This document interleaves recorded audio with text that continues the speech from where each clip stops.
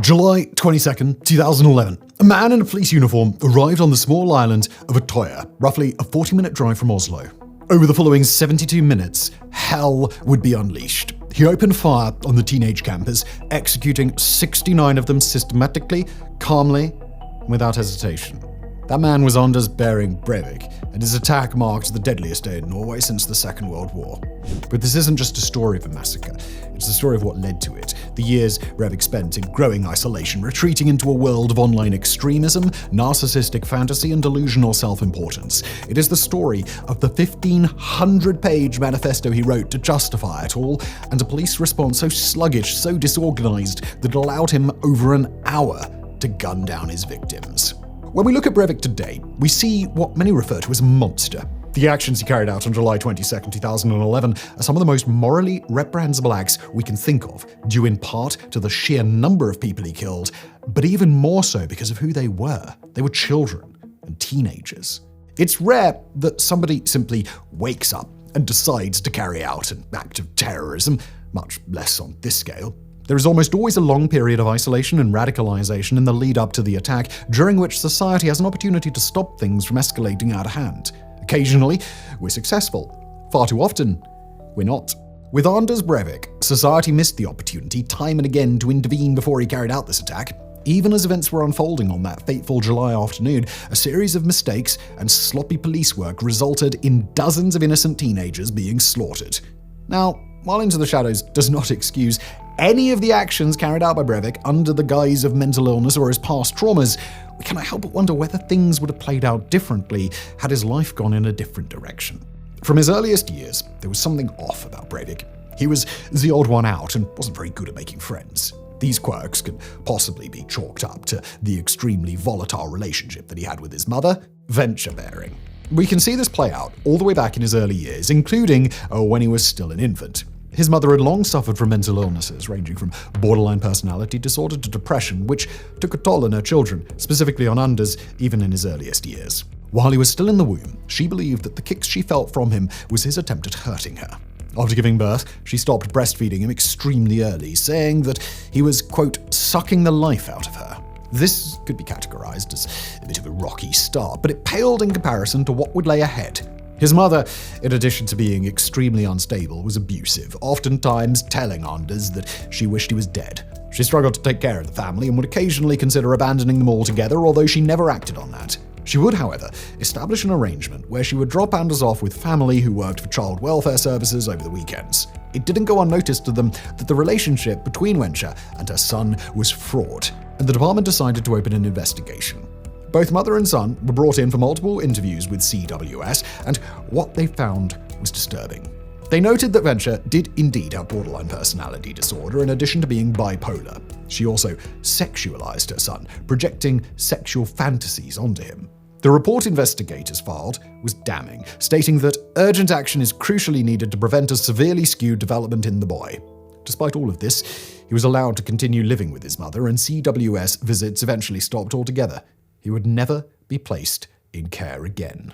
As Breivik began to grow, more and more red flags began emerging with his behavior. He was described as emotionally cold and cruel, as frequently bullying his sister and tormenting pet animals. He frequently found himself to be the odd child out who had trouble fitting in with his peers and had a hard time making friends. Interestingly, given his later beliefs and actions, he did have one close friend in his early years, Ahmed, the son of Pakistani immigrants. At the time, he had a lot of admiration for Pakistani culture, finding it to be tough and masculine. He would go so far as to adopt their street slang and dress style. Around the same time, in his early teen years, he began to get involved with a group of local graffiti artists that operated throughout Oslo. He took this seriously, much more seriously than the other members, who would go on to say that Breivik seemed to plan these things out as if they were a military operation. He got lucky many times, avoiding getting caught for several years. Fate eventually caught up to him though, and he was caught several times, initially receiving just a fine, later mandatory community service. After his first few run-ins with law enforcement, his otherwise largely absent father made him promise that he would stop the graffiti. Breivik agreed, but quickly reneged on this promise. Once he was caught again at the age of 15, his father left and would not have any further interaction with Anders. While he was always something of an outcast, it was around the age of 16 where that snowballed into something much more pronounced. His Pakistani friend moved away, leaving him more isolated than he'd been in years. His hyper-competitiveness with graffiti operations, frequently boasting about being the best in the team, ended with him being kicked out altogether as the rest of the group had had enough of his shenanigans. Rather than trying to branch out and find a new group to spend time with, though, he turned inwards. He spent long hours at the gym working out, intensely focused on improving his strength. He also began using steroids to boost his muscle growth. Here, we can see a defining moment in his life. He had effectively given up on entering society normally and instead went off on his own path. While taking an independent path in life is not a red flag in and of itself, it would lead Anders down a path of radicalization and alienation from the society that surrounded him. After his high school years, Anders set off on an entrepreneurial path, albeit not necessarily focused on the most honest of services. He experimented with a number of get-rich-quick schemes, but found the most success with 2 companies created for the sole purpose of selling fake diplomas online. Keep in mind, the internet was still in its early days at the time, and online regulation was sparse. This left a gap for Breivik to exploit, and he did so profitably.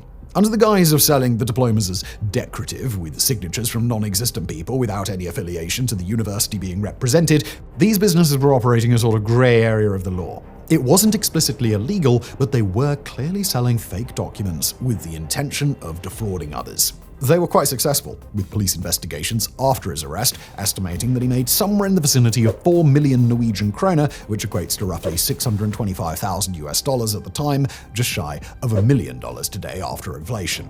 He eventually shut down the operation after journalists began poking around into just quite where all these fake certifications were coming from.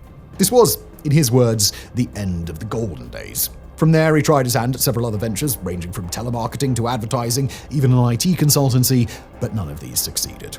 By 2006, financially depleted and stagnating in life, he moved back in with his mother.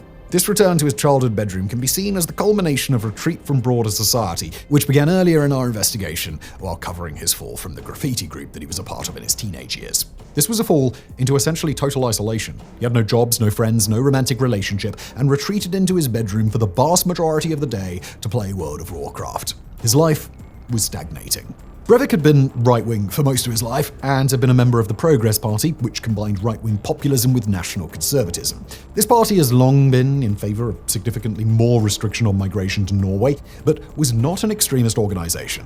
For many years, he found somewhat of a home here. He became the chair of the party's local youth wing and hoped to launch a political career through this later down the road. However, this period of isolation had a profound impact on his political views and support of the party. With little else to do to pass the time, idle hands are always the devil's workshop, Breivik dived deep into the political blogs, most of which had a razor-sharp focus on Islam and the threat it posed to Europe. More and more, it seems that long periods of isolation and alienation from the society around people can be one of the largest red flags indicating radicalization, sometimes to the point of carrying out mass attacks. Bereft of any sense of purpose in life, he found something that was just right for him. An existential crisis facing the society he lived in that only he could fix. Islam formed the perfect scapegoat for him, and he embraced age-old themes such as Crusaders, Templars, and called for a rebirth of Christian Europe.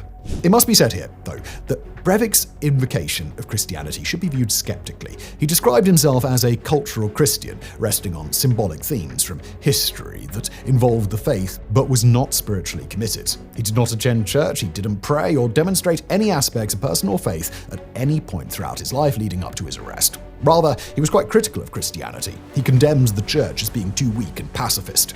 Later in life, he'd go on to express interest in Norse paganism, Odinism, describing it as a radically conscious alternative to Christianity. Nevertheless, he used these symbols as the foundation for a movement he hoped to inspire. He called for a full-scale return to what he describes as traditional European values, including rigid gender roles and the preservation of ethnically homogeneous societies. Feminism, multiculturalism, and liberal democracy were, in his view, direct threats to European survival, movements orchestrated by those he deemed cultural Marxists to weaken the continent from within.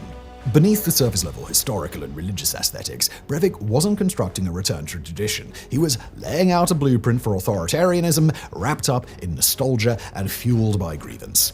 As he built out that ideological framework alone in his room, one grim realization began to take hold that would shape the course of his country. He believed violence wouldn't just be justified, it would be necessary. Unlike some mass shootings where the motivation is either murky or completely unknown, Breivik went to painstaking lengths to ensure we would know exactly why he did what he did. He set out on a mission to write a book in 2007, shortly after moving back in with his mum. But I don't think even he could have imagined what would have come as the end result of this. Titled 2083, A European Declaration of Independence, over the course of 3.5 years, he put together a sprawling manifesto more than 1,500 pages long. While much of this would later turn out to be plagiarized, sometimes just copy and pasted from other outlets, the manifesto truly can be seen as encapsulating his worldview. Written under an anglicized name, Andrew Berwick, he touches on every subject imaginable, from a political worldview to instructions on bomb building for future admirers who wanted to follow in his footsteps. It also included a question and answer interview he did with himself, touching on subjects including his favorite video games and books, his daily workout routines, and a self-assessment of his psychological state, which he portrayed to be good. The core themes of the time provide clear insight into his worldview. The main thesis here can essentially be boiled down to the idea that since World War II, a leftist intellectual class had infiltrated Western institutions with the goal of bringing down civilization through spreading feminism, multiculturalism, political correctness, and mass migration to erode Western identity. He traced this back to the Frankfurt School, which was a group of 20th century German philosophers and social theorists who blended Marxist theory with psychoanalysis, sociology, and cultural critique in order to analyze how capitalist societies maintain control. Their work was deeply critical of Western culture, particularly of consumerism, traditionalism, and mass media. However, they were never a centralized movement, and their influence faded as the group dissolved in the 60s and 70s. Now, whatever one might think about the direction of society, we are where we are today due to policy outcomes that were subjected to vigorous public debate, votes in legislatures, and democratically elected governments. To claim that this group, or any like it, orchestrated the downfall of Western society misunderstands how societies actually work. Breivik didn't uncover a conspiracy theory. He invented one because reality didn't fit the worldview that he needed to exist in order to justify his planned violence. He spent most of his time focused on Islam. He framed the faith not as a religion, but as a totalitarian ideology that was fundamentally incompatible with Western values. This went beyond criticism of the faith as a whole, and even beyond the more militant anti-theism from figures like Christopher Hitchens. He adopted wild conspiracy theories such as Eurabia, in which he claimed that European leaders were colluding with Muslim countries to Islamize Europe. As discussed earlier, what he referred to as cultural Christianity played a central role in his vision for the future of Europe. However, he never went into much detail about any Christian doctrines or practices other than referencing historic symbols such as Crusaders, Templars, and the like. He believed that this symbolism could be the model for militant European unity, but never engaged with the faith in any personal way. Rather than kneeling at altar at Mass, he sharpened his sword on it when nobody was around. Those who emphasize race and cultural homogeneity always focus heavily on birth rates, and Breivik was no exception. To be clear, concern over population decline and global falling birth rates is not extremist. It's not even particularly right-wing. In their vein, it's just economics. However, Breivik was not discussing the economic impact of an aging population of state benefit systems. Rather, he had laid out an intricate two-track plan to purify the continent, a complete deportation of Muslims and non-Europeans, along with a eugenics program that involved state-run breeding programs to increase, quote, pure Nordic birth rates, complete with a state-supervised home to protect cultural purity. Okay. So by this point, we've established that he's an extremist with wild ideas about what good governance looks like. But how does that bring someone to mass murder, let alone at a camp mostly attended by teenagers? This was not a question that Breivik shied away from. He embraced violence wholeheartedly as a legitimate means to achieve his political goals and envisioned many copycat actors following in his footsteps, which would result in an eventual uprising against governments across Europe. This war would culminate in the year 2083, chosen to mark the 400th anniversary of the Battle of Vienna, where Christian forces historically turned back an advancing Ottoman Muslim army, with the final victory of a Christian nationalist Europe completely purged of Islam. Given that he believed so many of Europe's leaders to have betrayed the interests of the continent and its people, he divided them into three categories of traitors. Category A traitors, the worst of the worst, were the decision makers. This class broadly consisted of the top leaders throughout the continent, including political leaders, ministers, high-level bureaucrats, as well as party elites who supported multiculturalism and immigration. He believed that these people should be executed or tried by revolutionary courts once his revolution had taken power. Category B traitors, dubbed the enforcers, consisted more of journalists, teachers, lawyers, what have you. These were usually mid-level officials and media figures who, according to Breivik, spread or enforced multicultural ideology. While he conceded that they were less culpable than those in Category A, he believed they still needed to be neutralized. And we'll let your mind fill in the blank here on what exactly that means. Category C was the broadest group of people, who he dubbed the sympathizers. These were ordinary citizens who voted for left-wing parties, as well as progressive students and youth groups. He believed that they would need to be re-educated after the revolution, but until that point, they remained legitimate targets due to their future influence. Breivik saw no innocence in affiliation, only complicity. To him, voting for the wrong party or attending the wrong summer camp wasn't just naivety, it was treason. And on July the 22nd, he carried out that belief. The events that would unfold on July 22, 2011 were anything but hasty. They were carefully planned out over the course of many years, which makes it even more chilling that he was able to pull it off. The plan that he would ultimately develop would be a two-phased attack, although he would later admit that he wished he could have included even more components. He wanted to set off a bomb in the government district of Oslo, which he hoped would both take out some Category A personnel, as well as create a situation of mass chaos in the heart of the country. Under the fog of this mayhem, he would be free to carry out the second part of his attack, which would involve a mass shooting event on the small island of Utøya, where a youth camp for young Labour members was being held. He went to great lengths to ensure that this would be a maximum casualty event. He placed an emphasis on the number of people he would be able to kill, allegedly saying that he would have considered the entire thing to be a failure if his body count was too low. For his bomb, he would use ammonium nitrate found in fertilizer, but in its concentrated form can be extremely explosive. This was the chemical of choice for Timothy McVeigh, who was responsible for the Oklahoma City bombings in 1995. The issue at hand here was just how he would get his hands on enough ammonium nitrate, given that he needed an absolutely massive amount of fertilizer to concentrate it down. Breivik, maybe many things, but easily discouraged, was never one of them. He set up another company, this time called Breivik Geofarm, a shell company that rented real farm property that operated as a front for terrorism in 2009. This allowed Breivik to legally purchase fertilizers in bulk without raising much suspicion. His farmhouse was remote and isolated, which met his needs for privacy perfectly.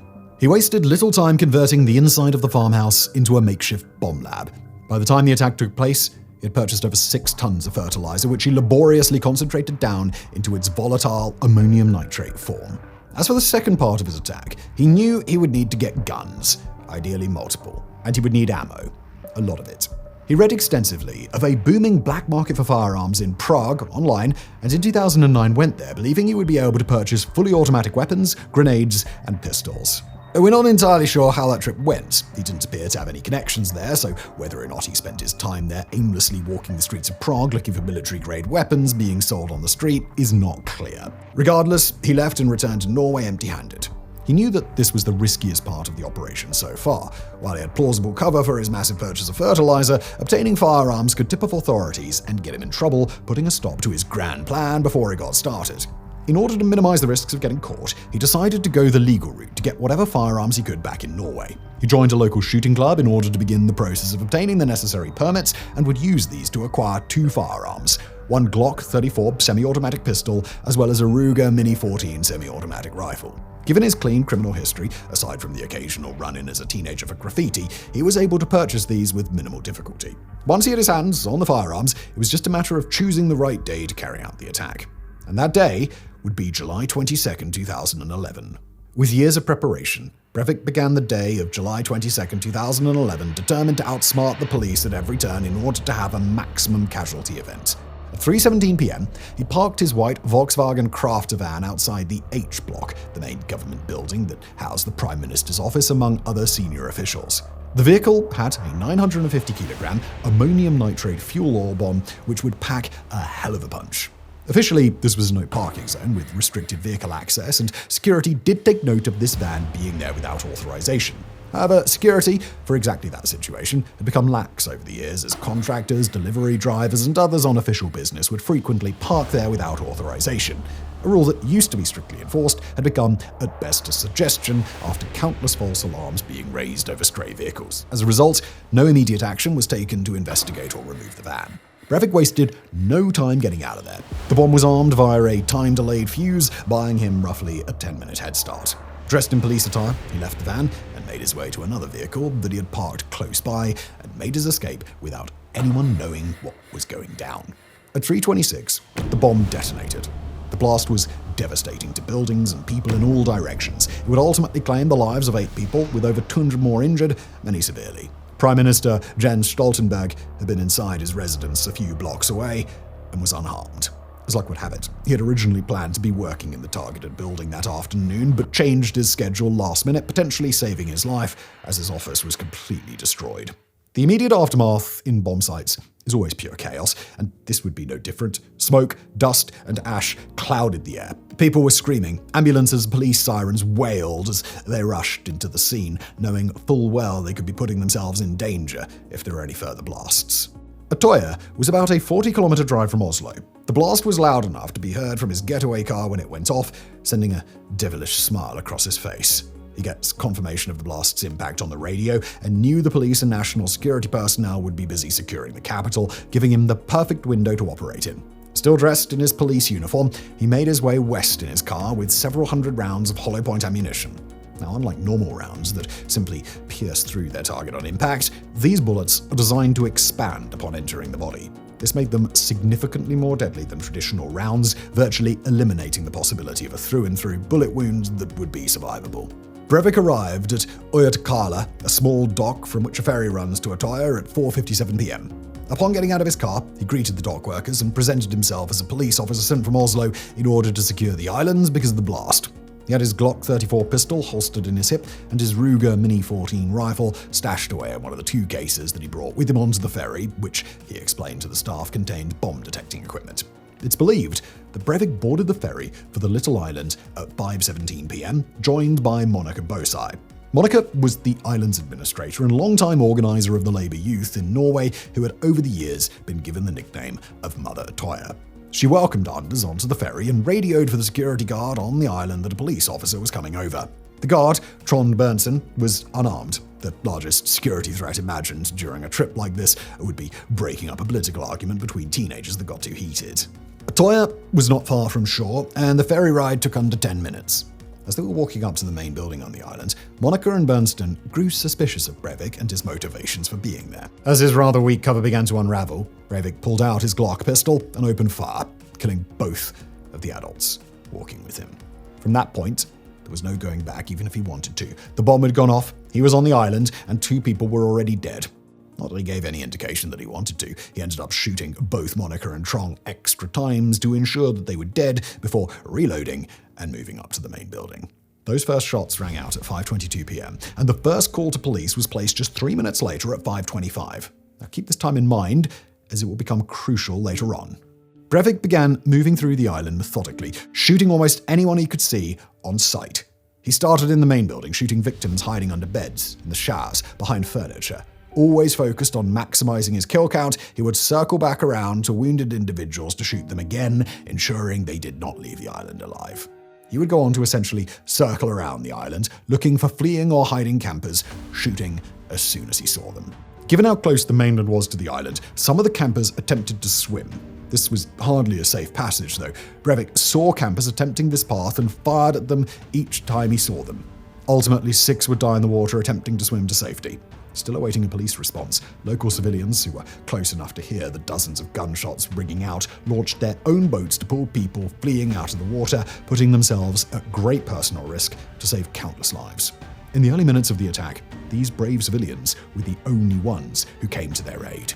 Breivik himself, perhaps caught off guard by how delayed any police response was, called police on 2 occasions during the attack. He identified himself as Commander Breivik and stated his location as being on Utoya Island. At 6 p.m., during his first phone call, he even voiced his intention to surrender, although after hanging up, he wasted little time before beginning shooting again. 26 minutes later, he called police again to inform them that he had completed an operation on behalf of the Knights Templar, Europe, and Norway. It is acceptable to surrender. SWAT teams ultimately arrived on the island over an hour after the shooting began and didn't apprehend Breivik until 6:34 p.m. local time. Given how delayed the police response was, he had ample time to make multiple loops around the island to methodically hunt down his victims. He revisited hiding spots, fired into the water at swimmers on multiple occasions, and returned to wounded survivors to finish them off. In total, he spent 72 uninterrupted minutes on the island with his weapons, and no one was there to stop him. July 22, 2011 went down in Norwegian history. It was the bloodiest day in the country's history since World War II. 77 people were killed between the blast in Oslo and on Utøya. After his arrest, he was completely unrepentant. He used his trial as a platform for his ideology, giving long speeches where he declared the killings as necessary and said that his only regret was not going further. One quote taken from his manifesto before the shooting demonstrates his ruthlessly cold approach to this. "If I felt that other people could do my job, I would not do what I do. That I can guarantee you. I don't want to do what I do. I would rather focus on starting a family and my career again. But I can't do that as long as I feel like a person caught in a burning spaceship with nowhere to go. If you see that the spaceship is burning, you don't ignore it and start cooking noodles, do you? You put out the fire, even if it endangers your life. You can't really allow yourself to be stopped. You will do anything to put out the fire." End quote. Despite confessing to the murders, he nevertheless pleaded not guilty on the grounds that he did not see them as crimes. It would ultimately last for 10 weeks, with the obvious guilty result being handed down and sentencing him to the country's most severe punishment of 21 years, although this can be extended at the end of his sentence. While the guilty verdict was a given, the trial itself was not. Not because Norway had tried to circumvent its robust civil rights system, but rather as a result of those very safeguards. The court had instituted a mandatory psychiatric evaluation of Breivik before the trial was to take place. This team, after extensive interviews with Breivik and delving deep into his life and backstory, determined that he was not fit to stand trial as a result of mental insanity. Officially, they diagnosed him with paranoid schizophrenia. The blowback to this was swift and severe, to say the least. Many began questioning just how protective of the accused the Norwegian justice system had become. The man had brutally murdered 77 people, most of them young teenagers, and he admitted that he'd happily do it again. At best, the prosecution could get a 21-year sentence, and even that was being taken away because a team of psychologists determined he had a mental illness. It was clear that a ruling such as this could not be allowed to stand, or else faith in the country's system, already shaken by the extremely delayed police response, would crumble. Coincidentally, Breivik himself even pushed back on this initial panel's assessment. He did not want to be deemed as insane and explicitly rejected the assertion many times. He wanted his attacks to be seen as political, ideological, and above all else, rational. The court ordered a second team to evaluate Breivik, albeit without admitting that they were bending to social pressure surrounding the issue. While the public almost certainly played some role here, there were clinical grounds for this as well. The result of the ruling was enormous, and it was based on evidence that was doubted not just for being publicly unpopular, but as being potentially flawed as well. People with any form of schizophrenia exhibit delusions that are disconnected from reality, as well as disorganized thinking and impaired functioning. Without endorsing any of Breivik's political views, they were not the type you would expect to find in someone with that diagnosis, which typically is rapidly evolving and non-ideological. For example, believing that traffic lights are sending you instructions, or believing that people on a train are discussing you in a secret language. Perhaps more importantly, people with that diagnosis are also significantly less goal-oriented and structured in their approach to life. As we said earlier, Breivik may be many things, but unmotivated is not one of them. He worked on one project, this project, for years, and wrote a manifesto longer than some dissertations on it. He even set up shell companies that were fronts for refining literally tons of fertilizer for its chemical components.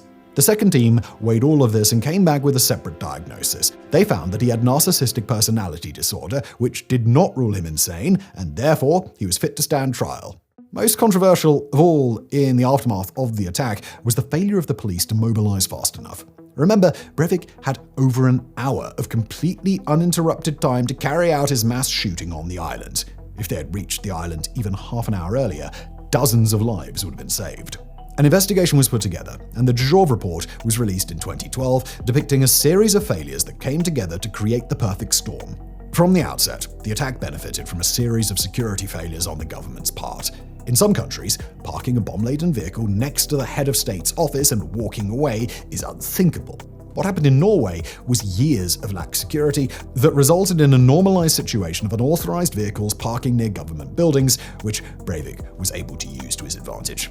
If security had been tighter, he may still have been able to carry out a bombing attack, but it would not have detonated next to Norway's equivalent of the White House or 10 Downing Street. Given the low level of violence in the country, Norway's police are semi-unarmed. Most officers do not carry firearms while walking about, but they are trained with them and keep their standard-issue guns locked in their patrol cars in case of an emergency. Overall, they are not a particularly militarized police force, which, when taken to this much of an extreme, came back to bite them.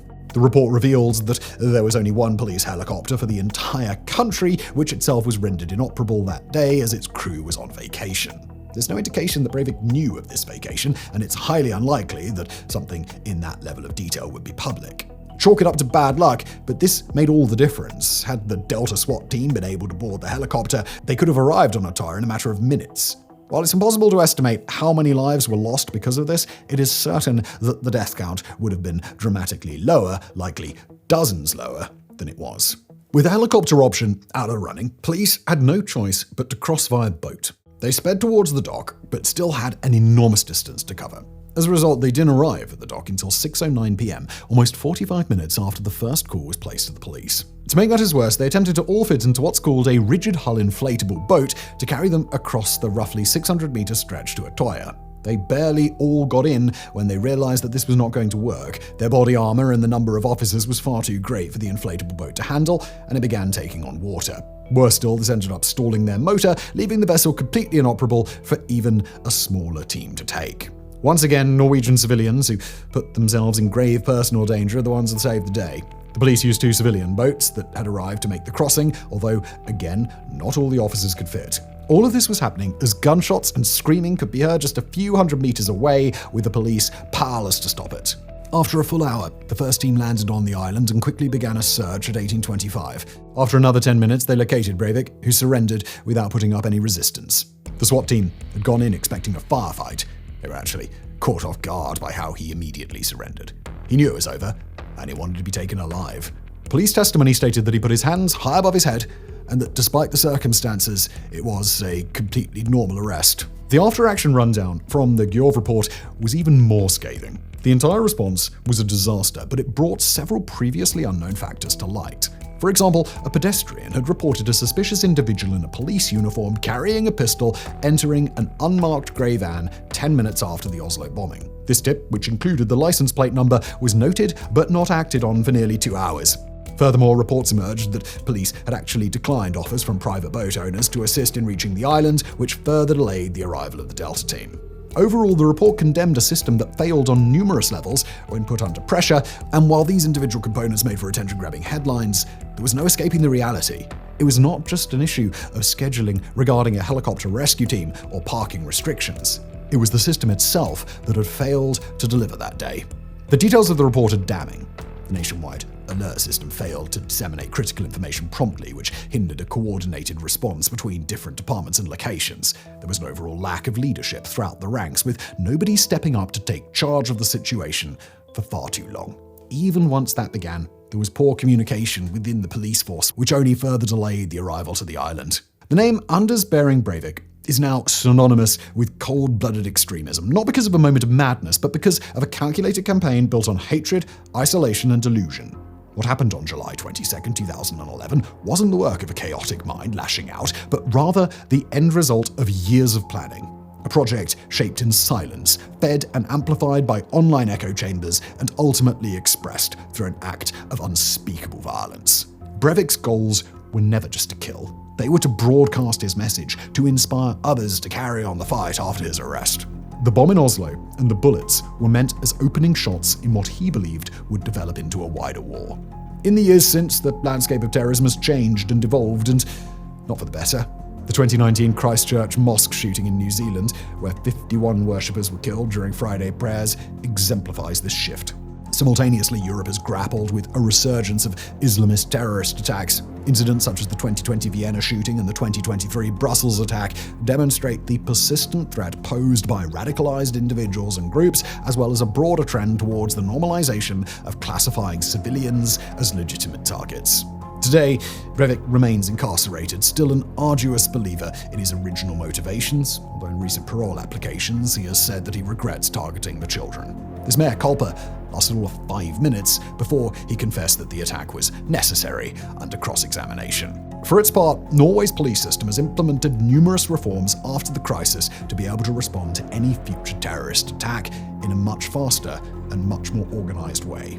There is always a police helicopter ready for deployment as needed, different police agencies have a more streamlined form of communication, and significant reform to the command structure took place to improve decision-making processes during crisis. However, given that Anders Breivik could only be sentenced to 21 years and could be eligible for parole much sooner, one has to wonder just how reformed the system really is. Thank you for watching.